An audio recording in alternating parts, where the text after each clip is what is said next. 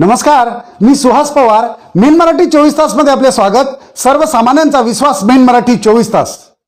आमच्या main Marathi 24 तासला subscribe करा, like करून शेअर करा आणि बेल बटन दाबायला मात्र विसरू नका, कारण आमचे ताजे अपडेट्स आपल्यापर्यंत पोहोचत राहतील.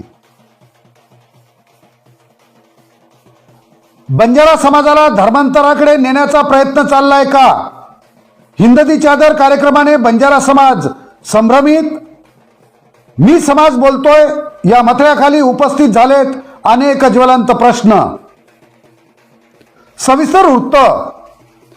सध्या राज्य शासन आयोजित हिंदती चादर हा शहादतीचा स्मरणोत्सव साजरा करण्यात येत आहे. गुरु तेग बहादूर साहेबजी यांच्या 350व्या शहीदी समागमाचा कार्यक्रम संपूर्ण राज्यभर राबविला जात आहे. त्याबद्दल राज्य सरकारचे मानावे तेवढे आभार कमीच.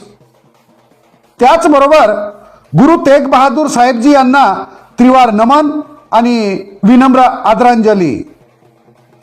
आता विषय आहे हिंदती चादर हा कार्यक्रम आणि बंजारा समाज. हिंदती चादर या कार्यक्रमाचा आणि बंजारा समाजाचा काय संबंध? तर बंजारा समाजातील काही पोचलेले तितर म्हणतात शीख आणि बंजारा समाज एकच. म्हणूनच मी समाज बोलतोय या मथळ्याखाली अनेक ज्वलंत प्रश्न उपस्थित झाले आहेत. त्याला कारणही तसेच आहे.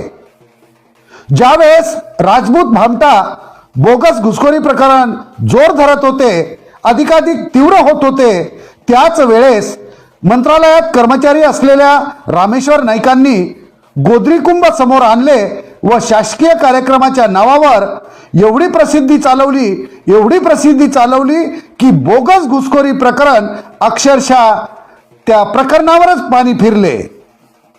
त्याचप्रमाणे एसटी आरक्षणासाठी लाखोंच्या संख्येत बंजारा समाज एकवटला व मोठमोठे आंदोलन संपूर्ण महाराष्ट्रभर चालू झाले.